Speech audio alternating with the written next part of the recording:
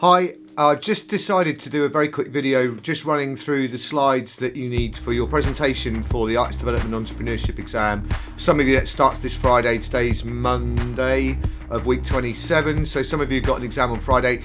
For some of you it's going to be a case of just checking through and checking that you've done everything that's required on here. For the rest of you, it might just be an important run through of everything that you need to do to make sure that you actually tick the boxes of the learning outcomes and the required level that's intended at degree level. For some of you it might be a new thing to do with critical thinking, critical analysis, and just understanding how those external resources come into it.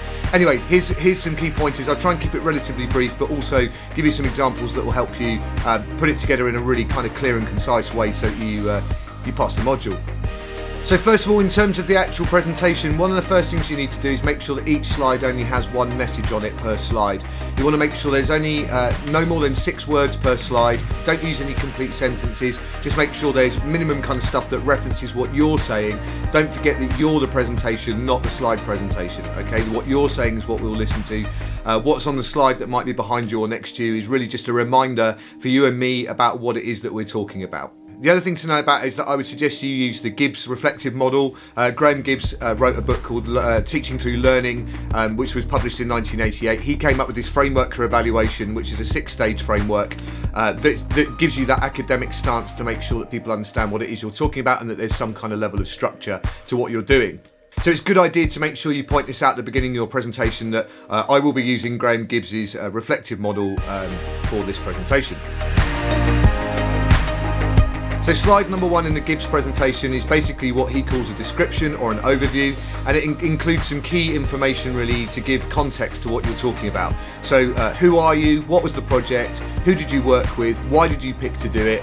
What were your hard and soft skills that you wanted to address within it? What were your targets overall as a project?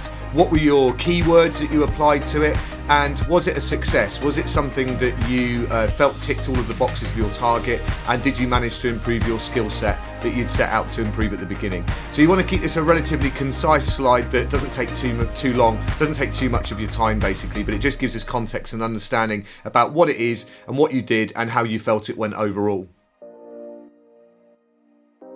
I'd suggest slide number 2 is where you put all of your evidence and feedback. So the evidence might be audio or video or photos, Facebook screenshots, Instagram, analytics, things like that you might want to include in there to show what you did and what progress you made within it. If you do include any audio or video, it has to maximum be 1.5 minutes of both. You can't have 1.5 minutes of audio and 1.5 minutes of video. It has to be 1.5 minutes in total of that, and you can play that to us. It's really important that you make sure that that audio and video is on your laptop or on a USB key locally. We can't rely on the internet for that to be able to access SoundCloud links and things like that.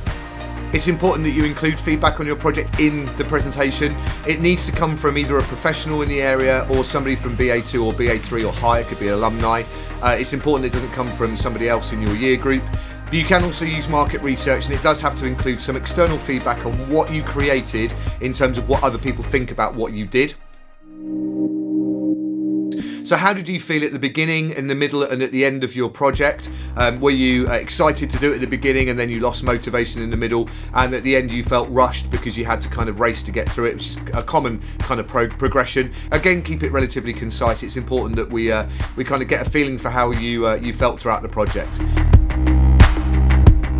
So essentially this is just outlining things that went really well within the project and things that didn't go quite so well within the project. What you want to be doing at the end of this slide is explaining to us something that we're calling, so this is something me and Justin have come up with, something called the critical choice. The idea of the critical choice is that you pick just one of the bad things that happened and you're going to focus the rest of the presentation just on that. All of your work is going to go into the thing that you think is the most pivotal or the most important thing that went wrong during your project. It would be a good idea that it was in relation to either your hard or your soft skill, but it doesn't have to be. It just has to be one of those key things. So you're going to call this your critical choice within this slide and explain to us why you've picked that one over all the other things that went wrong. The reason for this is that 7 or 8 things may have gone wrong and we haven't got the time for you to research and try and correct all of those things. We just want you to pick one thing. Now this is the analysis stage. Now this is very important that you're good at this stage because it shows critical analysis, something that at degree level is where you work backwards from a problem and you try and work out why it occurred. So an example might be that you had a car accident and you say, well, I had a car accident, and you would then question why you had a car accident. Well, the obvious next step is because you didn't see the car that was coming along the road and you pulled out of the junction and you hit it. Okay, well, why didn't you see that car? Well, you didn't see that car because you were in a hurry. Okay, well, why were you in a hurry? Well, you were in a hurry because you left late for the gig that you were going to. Why did you leave late going for the gig? Well, because you didn't get your gear ready in time, so that was in a rush, and you left late because you hadn't got your amp and your pedal board and your guitar ready to go. So then you ask, well, why didn't that happen? And the ultimate answer is because you weren't organised enough and you didn't have enough planning in place.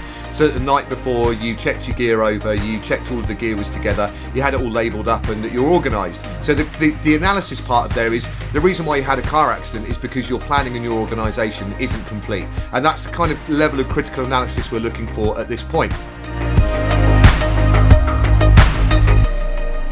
The conclusion stage of the Gibbs process.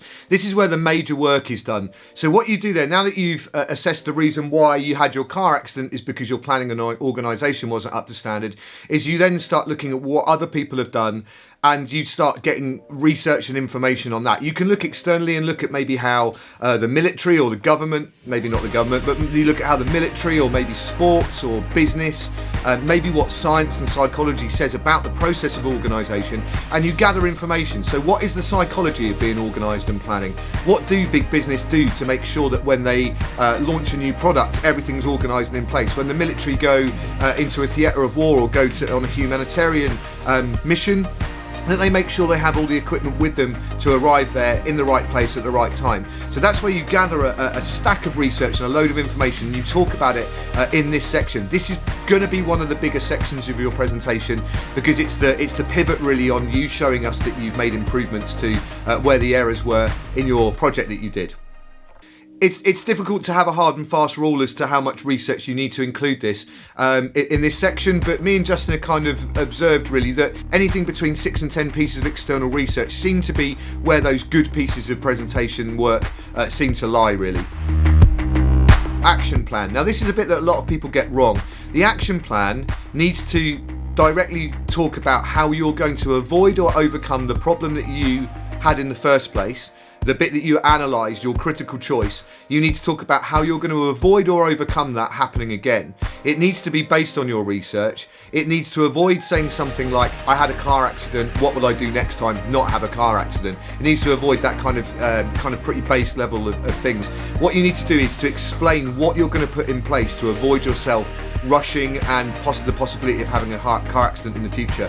Whether that's putting checklists together, whether it's labelling all your equipment so they're numbered and you can just go through and you know what you've got, or maybe putting specific rigs of gear together so that if you've got a wedding gig, you know you're supposed to have 6 cases, numbers 1, 3, 5, 7, 6 and 4, whatever the numbers would be. That you need to have, and you just check those off. What is it you're actually going to do in your action plan that's going to stop that problem arising again? And that's the key thing. You don't need to talk about anything else that you would do differently because we're only interested in the critical choice. What is it that you've learned from your research that you can put into action for yourself, that you can directly relate to, that is going to stop you having those problems again in the future?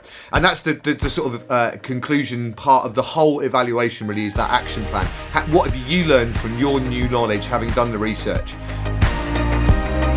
After that, you're going to end up with maybe a couple of slides. One of them might be an appendix that has links to the full versions of your videos and your audio and stuff like that if you want to. And then obviously you'll have a reference slide at the very end of that that includes all of your references, Harvard references, laid out properly, alphabetical order. You all know how to do that now, and that'll be on the last slide. Last few bits of advice, make sure you practice it out loud, a bit like I'm kind of doing this video now. It's a really good idea just to sit in a room and speak it out loud and make sure that you've got everything that you need to say covered. Take your time over it, don't put too much in there, make sure it's relatively concise and to the point, and practicing that will help you.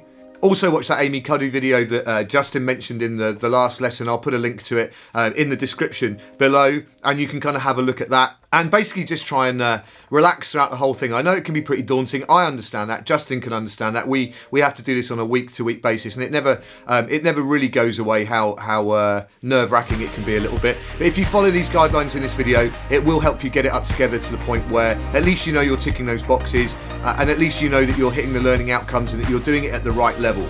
If you've got any further questions between now and Friday or when your exam is, drop me an email. I'll try and respond to it, but I am flat out doing exams up until that point. But basically, yeah, you can try and get in contact with me and I'll try and reply if you've got any queries. Anyway, all the very best of luck, and hopefully I'll see you in BA2 at some point.